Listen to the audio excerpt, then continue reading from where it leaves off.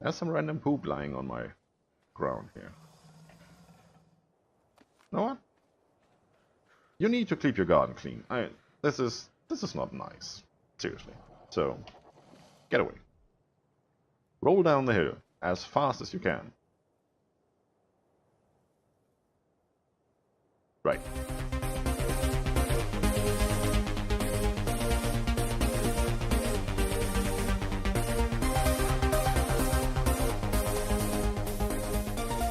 That's right, it's me, Scryptar. How you doing, folks?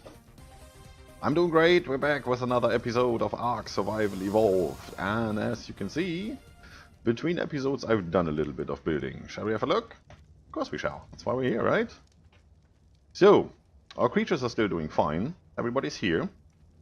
I moved the raptor up there. Just, you know, it's not the highest level raptor. It can't really withstand a beating from a level 120 scorpion or something like that. And I have the scout up there. I put 2 rams here and already moved the door frame up there. Now I put them here simply because there's a pillar right here. See? This pillar counts as support, and as we have seen last episode, you can only move out 2 units from a supported structure, or supportive structure I shall say. So since this is 2 rams, had I moved them over, let's say here, before I built that pillar there, there's a good chance that we only would have 1 ram coming down and then we wouldn't be able to build the other one without, you know, MacGyvering up some support. So having it here actually works quite nice. Also, it's out of the way because you want to move freely around this building. Having that here, it would stick out to like here. Dinosaurs get stuck and all that. We don't want that. So up here, it's really not much to show at the moment. This is going to be our aviary, where we're going to park our flyers. Well, the small ones, the big ones can't fit. It's definitely nice. Let's go down here. And we survived that. I put up some torches, and as you can already sneak peek in there, I've did something in there. And that's the key I've been waiting for. It's morning, the torches go out. I'm using the auto torch mod, which you can get in the Steam Workshop. I'm using this purely for the sake of recording, so we have some light. You don't need to fill these with fuel, like wood or thatch or spark plug or anything. They just light on their own, so that saves us some resource gathering that you sure could do if you were playing this by yourself, just for the sake of this recording. It just takes time away, and we already need to spend time on everything else here, so why would we?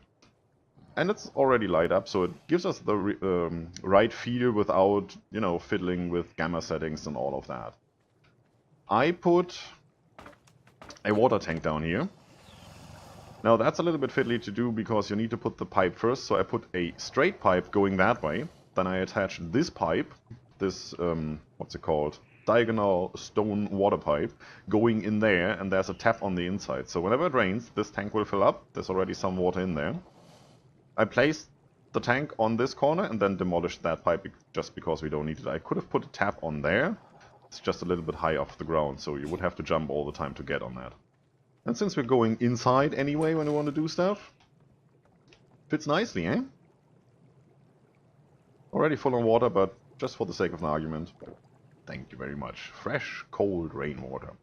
So, I ripped out the storage boxes, placed the walls, and put them down again. Took about, I don't know, 15 minutes resource gathering. You get half of the resources back, so out of our 10 boxes I had 5 pretty much that I got back, and I needed to craft another 5. In this corner I put the small one, just so I could fit this one in here, and I put down 2 preserving bins, so we can store perishables like that, cooked meat. It's better than to put it in the dinosaurs, really. Also, there might always be a chance that we lose our dinosaurs, and we need to put it somewhere, right? We can use this later to make beef jerky, or prime beef jerky, for kibbles. So we definitely want these. I put a box down here, like I mentioned in the last episode. I can stand fairly far away, like here. Still access this. And yes, there's already a little bit of metal in there. Get to that in a second. So we can take a dinosaur that's holding our metal supply, like the big lady here. Move her down here, and then transfer from inventory to inventory back and forth. Then go back inside, and distribute it from here to those forges to smelt it. I already put a campfire here, so we can cook our meat. It's fairly out of the way here. We still have plenty of room in here. And I put down all the stuff that we already had and knew about. Except for the bookshelf, that's new, I learned that. So we have some more storage over there. We have storage over there, which I'm going to get to in a second. And I put some torches inside. So this looks really neat once it gets night. These are new. We learned those quite a while ago. We haven't put them down yet. So I put 2 here. Filled them up with wood so we can start getting on smelting, which we're going to do in a moment. Still have some metal from those rocks I gathered the last time we were looking for crystal, and I've smelted up a couple of those because we're going to need them fairly soon. Over here, that's our mortar and pestle station. There's still some narco berries in there. This is going to be our narcotic storage. There's nothing else in here. Crafted those. This will be full of narcotics. We need those for trank arrows, we need those for taming. Good to have there. This is our, produced item storage for intermediates like gasoline, spark powder, cementing paste, all of that. At the moment it's not much in here. So we're going to craft this here, and then we can basically stand over here and transfer from here to there. Makes it really easy. That's for our blueprints, of course. Found a drop. That drop gave me that blueprint and all of this stuff. That's what I used, including the water tank actually. That's what I used to build that stuff out there. Also learned the engram just in case, because we might need it later. Then, I think that's pretty much it. This will be intermediate storage for everything we craft here. Here we're going to put down our smithy, so we can transfer metal into the smithy, craft our stuff, put it in there if we have to. Like, you know, we want to craft electronics and stuff later that we need for our fabricator, which is going here. So we can stand here and access everything around us. That leaves this window fairly open. The fabricator is huge. It will barely fit in here. But it will. I made sure of that when I thought about this 4x4. And that leaves this huge open space in the middle. We might put down a cooking pot somewhere in the middle here, where it doesn't disturb our walking around, in case you want to make dyes or kibble. And that's pretty much it. So there's not really that much new that you haven't seen. It's just finishing touches, really. So, what are we going to do today? Well, first of all, I named all those boxes like I said I would. As you can see, I did find crystal. So, I came across a crystal node and I just picked it, you know, since I was standing next to it. And I actually got one, so it does work with a stone pick. So, once we get the second crystal, we are going to craft our spyglass. To do so, we could go out just now and use our stone pick. Or we could get the smithy working and get a metal pick, which is one of the first things we really should do. Now, do we have any materials on us? No, we don't. Just the rest of the torches here. So, smithy is learned. What do we need for that? Metal ingot. We have a couple of those. Stone, wood, hide. Not too bad. 50 stone, 30 wood, 20 hide. Gathered some materials.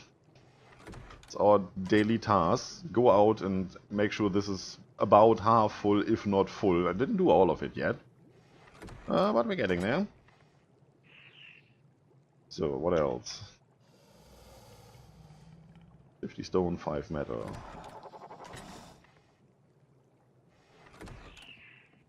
Give me all the metal, I need that anyway.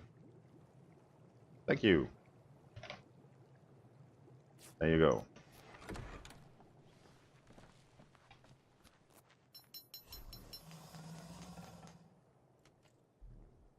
So, I'm gonna put this here.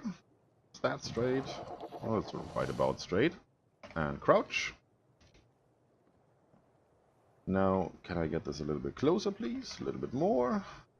Without being obstructed by me. Right about there. So I can get closer with the camera and actually see what I'm doing. See, I can barely see the edge over here at the top of the screen. Why are you not?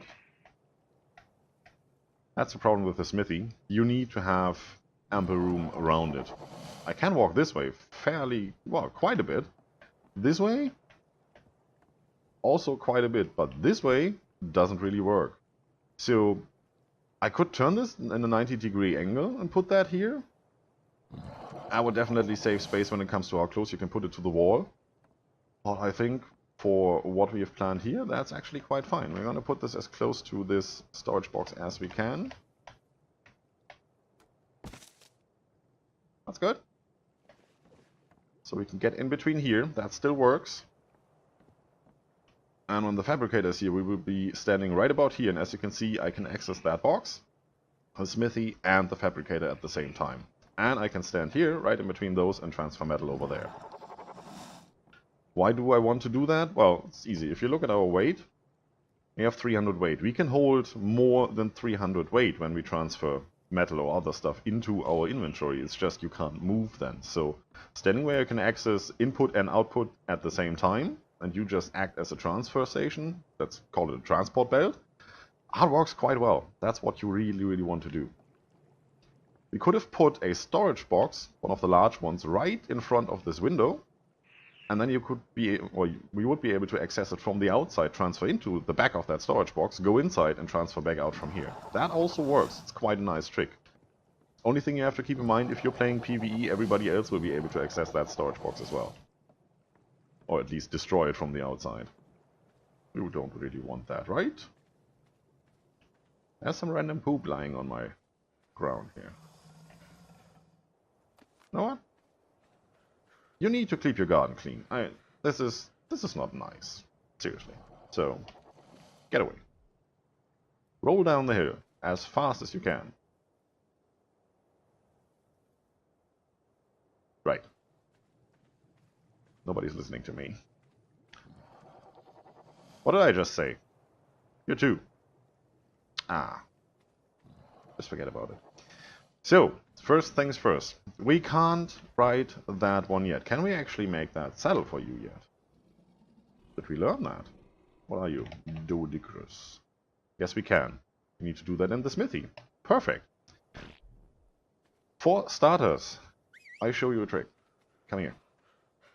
You can set these to wandering and they will autonomously start gathering stuff. What you can also do is you can just have them on follow. Stop. Put them next to a rock, and even if they are not on wandering, if they're in range of that rock with their tail swipe, they will tail swipe. And look at this. That's 200 rock we don't have to pick up from the ground or harvest manually. I like that. So, let's put this...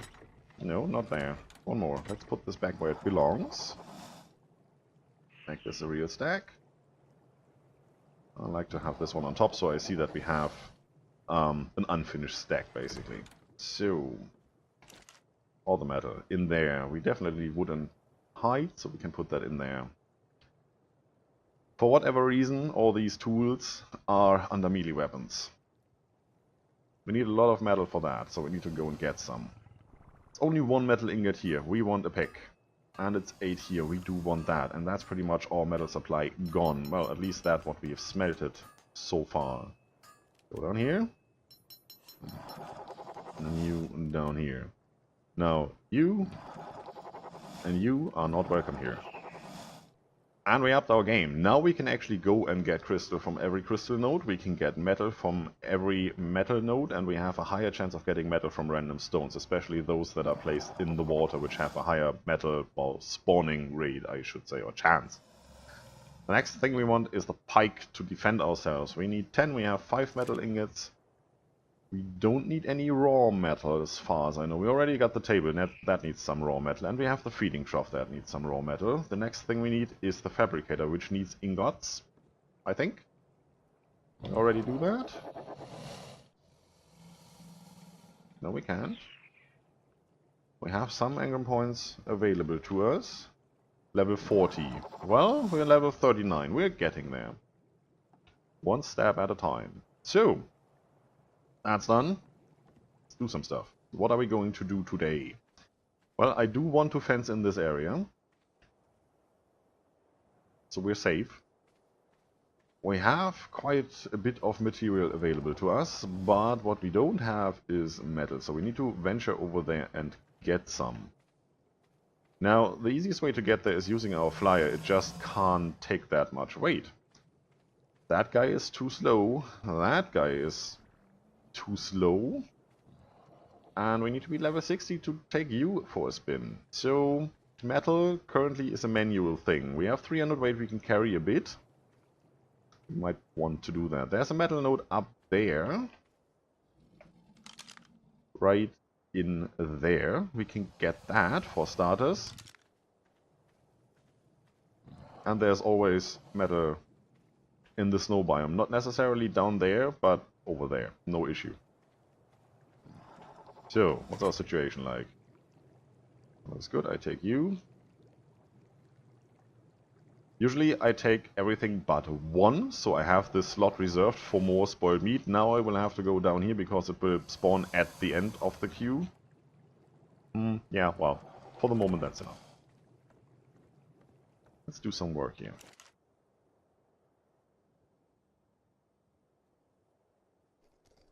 All of those, thank you.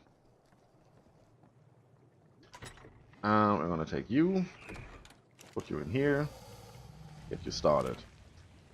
Now it's going to be fairly hot in here with those two forges.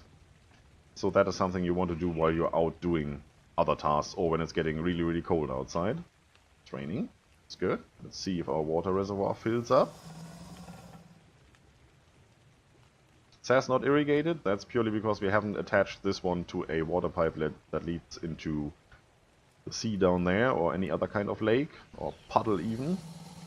But it's filling up. We had 155, see, it's now 190, that's working fine, and we don't really need more than that, it's raining fairly often.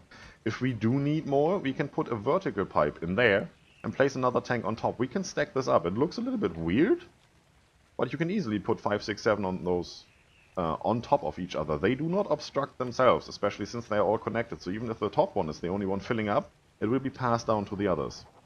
Works fine. And we need to get started in fencing in this area up there. We might make a little patio area coming out this way. This will need a couple more support struts since this is fairly steep going down here. So if we only go out by 2 or 3 ceilings, we will need like 10, 15 pillars. If we go out the other way, any other way really, it would make sense to go out here to have, let's say, a landing platform up here and a gate. And the walkway here, since we're already building out this way, we can as well build some pillars here. This whole area will be obstructed anyway, right? Or we can do it the other way, which might mean that we obstruct this water tank. Unless we restrict ourselves to the same 3 white foundation area here, but then we get too close to the way up. Don't want to obstruct that. So that's one of the things we're going to do. Right, now how do we fence off this area? Well, what I'm going to do is I'm going to build a couple of dino gates.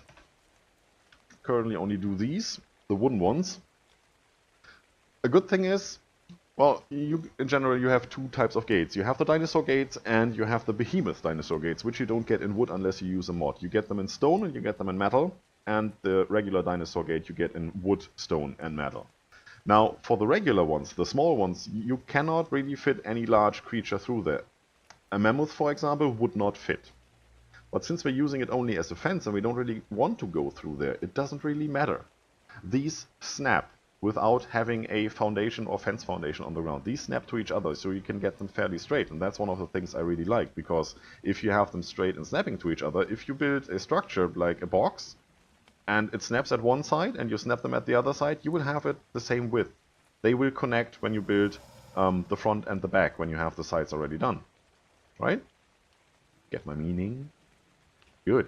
So, what I'm going to do now is I'm going to craft up some of those. I'm also going to see if I can make this Dodic saddle really quickly. It's not much. We have those metal ingots available, we can do that. Stone, no biggie. Fiber, hide, yeah, we have all that. Why not do that just now?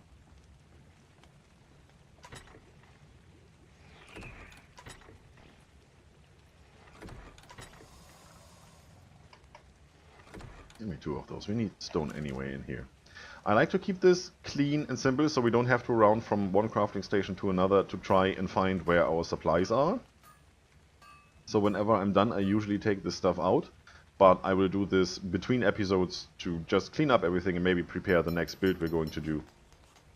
So we know whenever we look for something and we look in the box that says thatch and there's nothing in there, then we know there is no thatch currently available to us. It won't be in any of the other boxes or crafting stations.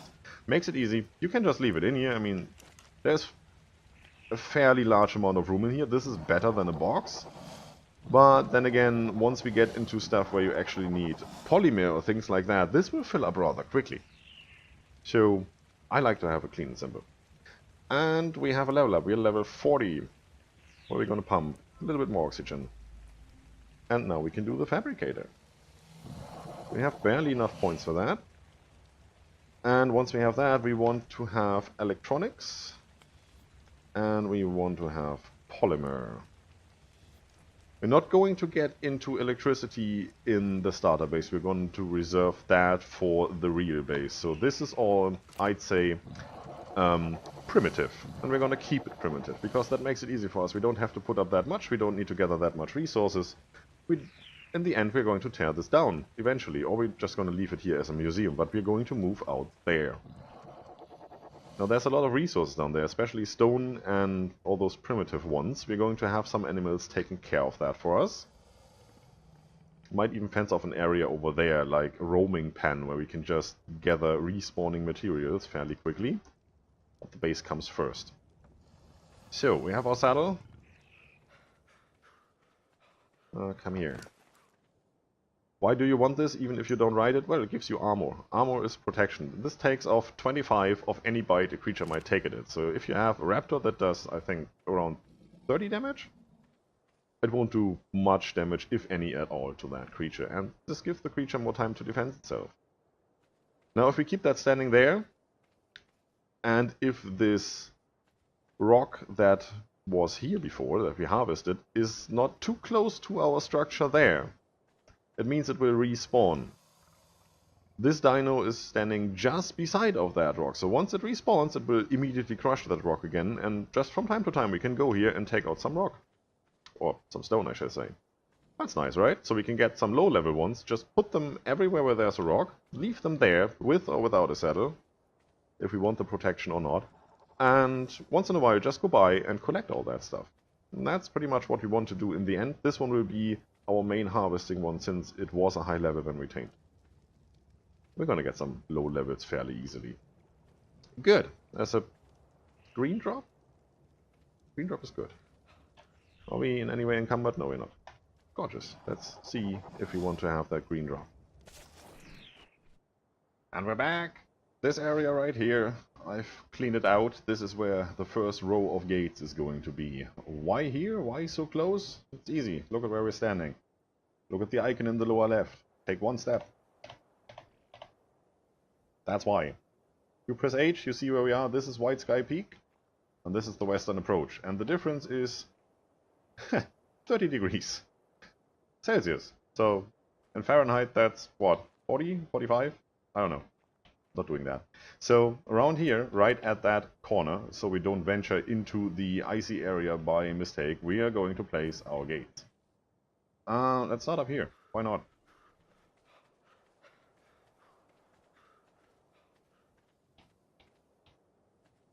How far can we go? Actually quite a lot. So this is not a straight line going down there.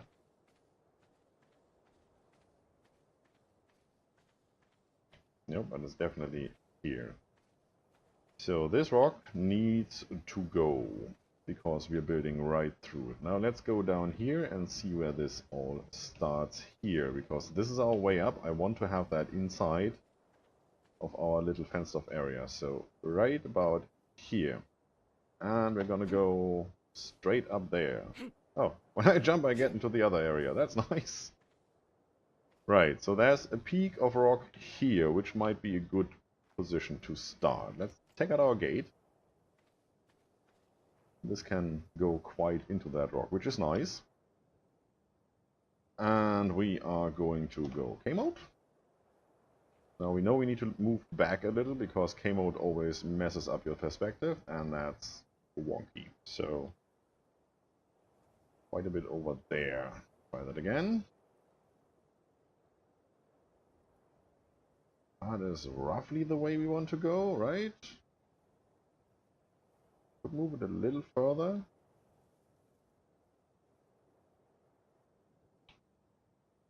That's about okay. Oh, not where I want to stand. Try that again. Now this is not what we want to have. Half floating in the air, because creatures like dinos can go underneath it. So we want to have this fairly close to the ground.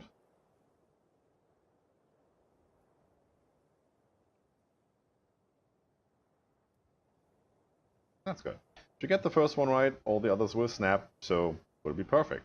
Now, pressing E, you can turn them around. One is the front side, one is the back side.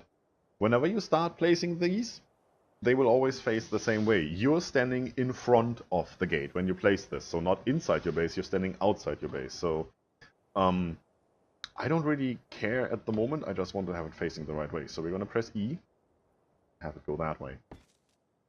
Done. So now we can go out of K mode because they snap. It's a little wonky here as well. You might want to think that you need to look at the middle here. You need to look at the snap point, which is this corner, and the left side of this gate will snap there. And moving around a little, you can see this gate moves in a 45-degree angle. So this is okay. This way around, right? We actually placed this the wrong way around. I'm not really bothered. Not at the moment. Now what you could do, since you've placed this one, you can destroy this and have another one snap here. It will snap to that corner, so it will be at the exact same position that this one currently is. So no biggie. Next. I was only able to craft 9 gates with the amount of wood we have. We're completely out of wood at the moment. And we're getting into the snowy area here. It's not what I wanted. Yeah, we're missing the track a little bit. We're too far over that way. That's fine, we can live with that. Yeah, I'm dying, I know.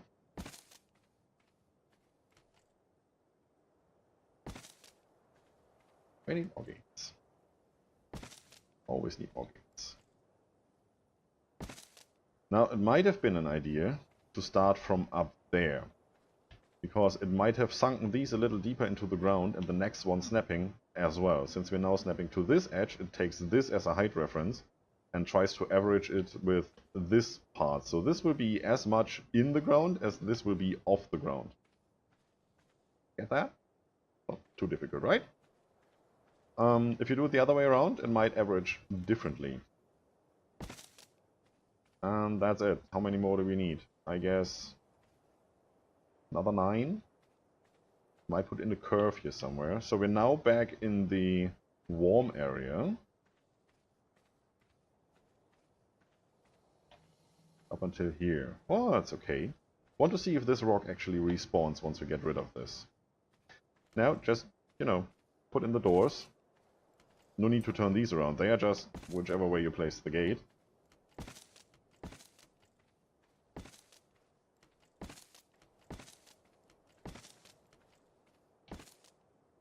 So, and then we just have to take care of all these little holes. What I'm probably going to do is take the wooden spike walls and place them on the other side, so that we maybe have one, like right here, where we can go through if we need to. Maybe not with a tree standing right in front of it. And the others are all spiked. So if anything comes too close, it will hurt itself on the spike walls. It might attack them. But usually there's only scorpions and saber-tooth and stuff like that. They die fairly quickly on spike walls. These gates should not restrict respawning as much. We will see. This was fairly populated by plants, like here. We will see next time if these respawned or not. And then we can take care of maybe setting some creatures that do autonomous gathering on roaming in here, like having one of those big monkeys, gather fiber, and all that stuff. That would be quite nice. For that, we actually have to fence off that side as well, because they might just go out there. We need a big gate there, obviously, to make sure our T-Rex fits through there and everything else we want to have. Next thing we are going to do, next episode, is maybe get a mammoth. A beaver is generally better for gathering wood, but mammoths are right over there, and beavers are there, like a day's walking distance. You need to go over there, tame them, make sure they don't get attacked, try to bring them back over here. Don't even know if we have the saddle for that yet. Let's have a quick look. Can we... Level 55 for the Castroid saddle. And for the Mammoth, we already can. We only need the Smithy for that. We have that. So Mammoth at the moment, even if it's just a level 4, will do the trick. It will help us gather all these resources just that much quicker, right? And then we just need to use our pick and hatchet for everything that they can't gather for us. Currently that's metal. And crystal. That's pretty much it. So I'm gonna finish this up. Make sure we have these gates up, and I'm gonna put down some gates on this side, a little bit over to that area, so we have a fairly huge area where we can gather without being distracted by dinosaurs coming in and trying to wreck our faces. And here's your result of the day. Looks a bit wonky, but I think it's quite nice. Let's have a look. I didn't rip out that gate yet. I will do that at a later stage, because currently I'm just worrying about getting all of this done. This side looks quite nice. Everything's facing the same way. Now, you might fit a compy or a dillo in those holes there, but, you know, it's only a compy or a dillo, right? It's not a big scorpion, it's not a herd of saber-tooth or anything like that, not an alpha-raptor. I think I've made sure here that these structures are far enough away from our already existing dinosaurs here, so that nothing on the outside will aggro on them.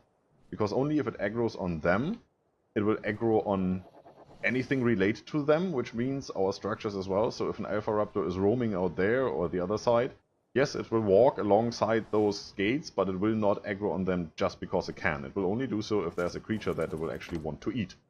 And the creatures are here, well outside of their detection range, I shall say. So, it looks good. We got a fair bit of levels just crafting all that stuff. We're at 47 now, which is good. They need to learn some more engrams, so we'll do that next time. And we will also, next time, fence off that ridge over there. As you can see, it's not much. It's from the corner over there, where that gate is. Maybe one gate farther out, so that something doesn't fall in there diagonally by any chance. And this goes so from there, over the ridge to there. I'd say that's 10, 15 gates maybe, if we're really unlucky. Should be fine. Will also give us some more levels. That's one of the main reasons we're doing this whole setup here. It's not because we want to have a nice little base. We want to get stuff done. We want to prepare for the big build down there, where you should have materials crafted well in advance, so that you can just put up a lot of things at the same time, or in a very, very short time frame. And it gives us levels. Just by crafting all this stuff, we gain levels, so we will be able to craft all the real stuff at a later stage, but that later stage will not be that much later. And after we've done that, well, obviously the spikes on the outside, just to make sure, and then the aviary next. And we're going to take care of metal and all of that. So we're currently changing our daily routine a little. We're gathering berries for narcotics, of course. We already have meat. It's no real biggie to get more spoiled meat. It's no real biggie to get more material in terms of berries and fiber and thatch and wood. There should be a fair amount of resources spawning back in here. We will see how much those gates actually affect respawn rates the next time. And we get stone from the ground, we get flint from those couple of rocks that we will still have in here. Everything looks good. So we should be set to go. What we can't get yet is down there. Oil pearls, crystal, and the real metal, the really good metal nodes, where you get a lot of metal at the same time. But that we only really need once we get into fabrication, where we need the fabricator for. And that really is something, you know, when you do electronics and all that, you should be in your main base and not in your starter home. So, I'd say that's it for today, folks. If you like the video, subscribe for more, leave a comment if you feel like it. Don't forget to enjoy yourselves. See you soon!